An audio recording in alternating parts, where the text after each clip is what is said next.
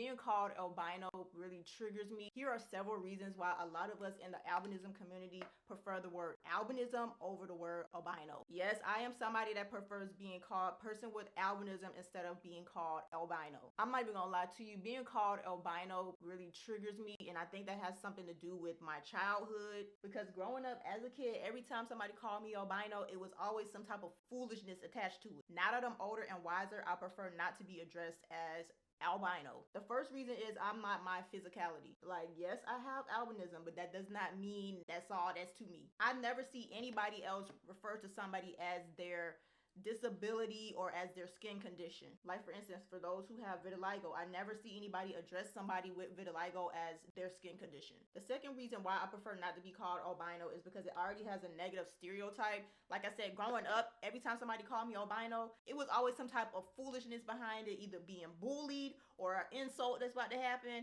ignorance associated with it. Another reason why I prefer not to be called albino is because people literally think that that's a race. I'm not even joking. Very wild. It does not change your race. It does not change your nationality. It does not change your ethnicity.